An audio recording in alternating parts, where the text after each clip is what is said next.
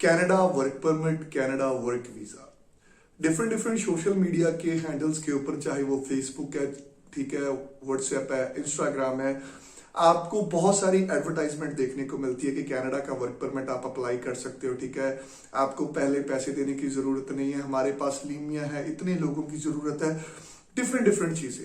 आज की वीडियो में डिस्कस करेंगे कनाडा वर्क परमिट असल में मिलता कैसे है, कौन लोग अप्लाई कर सकते हैं। तो वीडियो को शुरू से लेकर आखिर तक देखना, बिकॉज वीडियो थोड़ी सी लंबी जरूर हो सकती है, लेकिन कोशिश करूंगा कि आप फ्रॉड से बच सके और आपको वर्क परमिट के बारे में ईच एंड एवरी इंफॉर्मेशन मिल सके।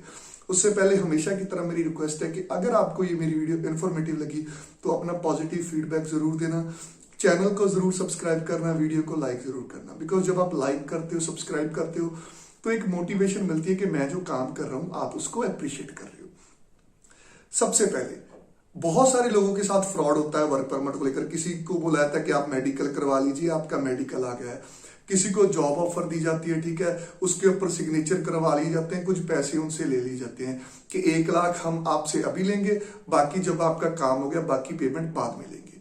ऐसे फ्रॉड का शिकार पंजाब, हरियाणा, यूपी, डिफरेंट जो स्टेट्स हैं वहां के लोग होते हैं, ठीक है।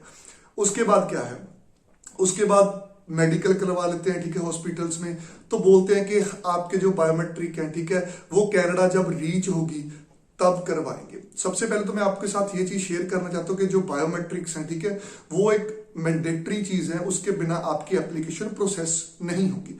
तो प्लीज अगर आपको ये चीज कोई कहता है तो अवॉइड कीजिए, वर्क परमिट अप्लाई मत कीजिए उस पर्सन के साथ, क्योंकि इसका भी एक प्रोसेस होता है, डिफरेंट वे होता है, तब जाकर वर्क परमिट की एप्लीकेशन जो है अप्रूव्ड होती है, फाइनल पीपीआर आती है।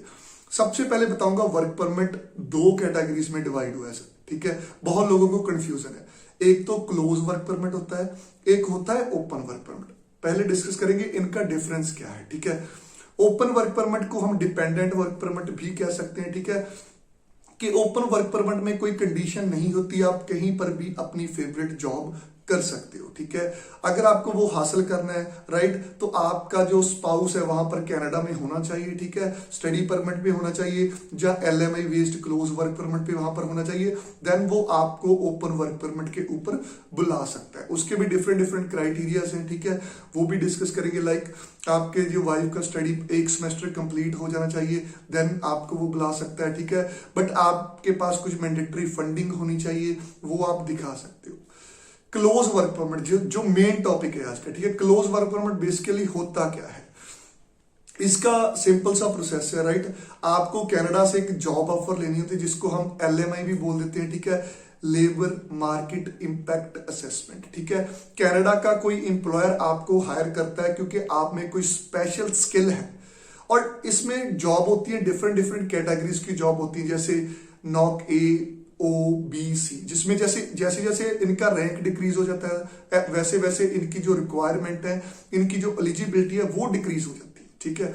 तो सबसे पहले तो बात करूं, अगर नॉक A की जॉब कौन सी होती है, जैसे मैनेजर या एक अपर लेवल की जॉब। नॉक B में जैसे सिंपल लोग आ जाते हैं, जैसे कुक, पेंटर हो गए, और काफी सारे जो स्किल्ड लोग हैं।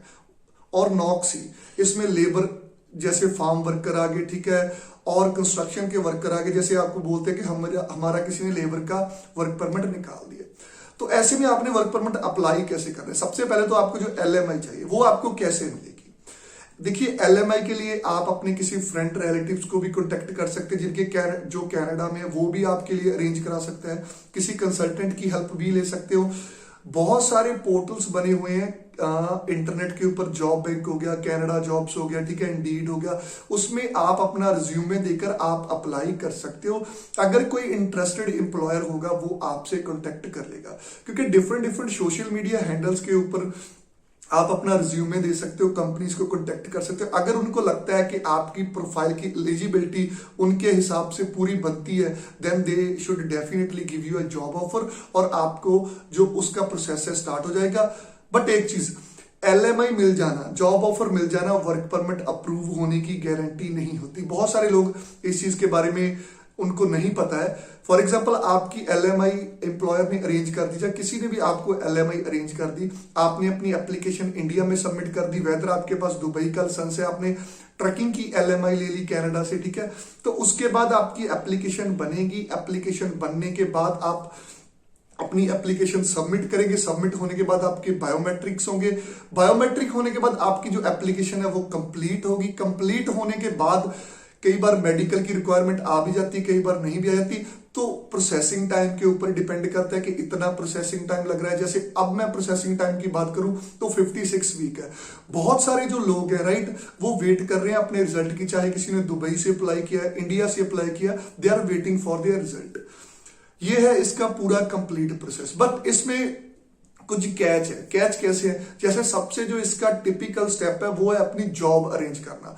फॉर एग्जांपल कोई पर्सन कनाडा में है, ठीक है, उसको कनाडा में वो पर्सन वो स्किल नहीं मिल रही, इसलिए वो बोलता है वहां की अथॉरिटीज को कि दैट मैंने यहाँ पर एडवर्टाइजमेंट भी की लेकिन कोई काबिल बंदा मुझे नहीं मिला, इसीलिए मैं कोई बंदा किसी और कंट्री से हायर करना चाहता हूं, इसीलिए वो LMI अप्रूव करवाता है। अब इसकी कॉस्ट या डिफरेंट चीजें आप लोग पूछते हैं, तो इसकी कॉस्ट वेरी करती है LMI की वैल्यू के ऊपर। जो देखा जाए इंडियन मार्केट में तो इसकी कॉस्ट काफी ज्यादा है, ठीक है, बट फ्री में भी अरेंज हो सकती है। बिकॉज अगर आप में कोई डिफरेंट तरह की स्किल है, फॉर एग्जाम्पल आप एक पेंटर हो, आप एक सॉफ्टवेयर इंजीनियर हो, कंपनी को जरूरत है आपकी, ठीक है, तो वो भी आपको बुला सकती है। इसका एक फॉर्मेट इंट्रा कंपनी ट्रांसफर भी होता है। फॉर एग्जांपल आप यहां पर किसी बड़ी फर्म में जॉब कर रहे हो, आप मैकडोनल्ड्स में जॉब कर रहे हो, आप किसी ऑटोमोबाइल कंपनी में जॉब कर रहे हो, आप किसी भी मल्टीनेशनल कंपनी में जॉब कर रहे हो, तो वो आपको कनाडा का ट्रांसफर भी दे सकते हैं, वहां से जॉब ऑफर दे सकते हैं कि इस एम्प्लॉयर की जरूरत हमें कनाडा में है। उसको बोलते हैं इंट्रा कंपनी ट्रांसफर। आप में से बहुत सारे लोगों ने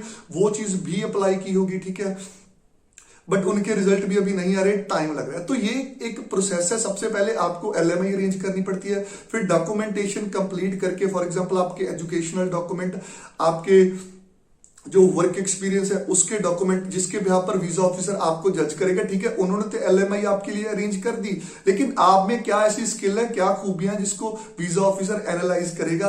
एक कवरिंग लेटर के साथ अपनी एप्लीकेशन आप प्रेजेंट करते हो, ठीक है, आप कुछ फंडिंग भी दिखानी होती है, तब फाइनल डिसीजन वीजा ऑफिसर का होता है। जैसे कुछ केसेस में मैंने रिफ्यूजल देखी, जैसे दुबई के केस है या इंडिया के केस है, कि LMI तो परफेक्ट होती है, नो डाउट, वैसे LMI सबसे ज्यादा रोल उसका भी काफी ज्यादा होता है, लेकिन LMI तो परफेक्ट होती है, लेकिन आपकी प्रोफाइल परफेक्ट नहीं होती है, आपका एक्सपीरियंस उस हिसाब से एलिजिबल नहीं होता है, ठीक है, आपकी कंसिस्टेंसी नहीं होती है जॉब में, काफी सारी चीजें होती है, तो उसका वर्क परमिट में रिफ्यूजल आ जाती है। तो ये A to Z जो प्रोसीजर है वर्क परमिट का। बट यहां पर एक चीज और है, बहुत सारे लोग क्वेश्चन पूछते हैं कि किसी वर्क परमिट में आइल्स की जरूरत नहीं भी होती, बहुत सारे लोग जाते हैं। तो गाइस ये कैटेगरीज के ऊपर डिपेंड है। फॉर एग्जांपल आप A लेवल की जॉब कर रहे हो, एक एग्जांपल दे रहा हूं, तो उसमें इंग्लिश की रिक्वायरमेंट है, काफी सारी चीजें हैं, ठीक है, तो डेफिनेटली CLB लेवल होते हैं, जैसे कैनेडियन लैंग्वेज बेंचमार्क, उसका लेवल आपको क्लियर करना होता है। किसी में मान लीजिए एक एग्जांपल दे रहा हूं कि 6 बैंड आइल्स की रिक्वायरमेंट होगी, वो एक अच्छा यूजर होता है इंग्लिश का, अच्छा उसके रीडिंग स्किल, राइटिंग स्किल अच्छे होते हैं, तो उस जॉब के लिए वो चीजें जरूरी हैं।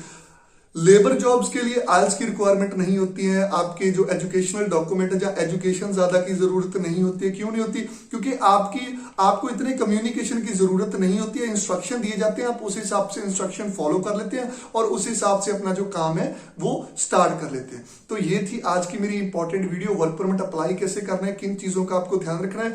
सब कुछ जब आप कंप्लीट भी कर लेते हो, ठीक है, तो एक चीज कहना चाहता हूं, जब भी आपको कोई एडवर्टाइजमेंट दिखे कि आपने सैलरी में आपने जो पेमेंट है कट करवा देनी है, रीच पे पेमेंट लेके, तो ऐसे एड्स के ऊपर मत विश्वास कीजिए, बिकॉज बहुत सारे लोग पैसा स्टक कर चुके हैं, ठीक है, बाद में कंसल्टेंट का पता ही नहीं चलता।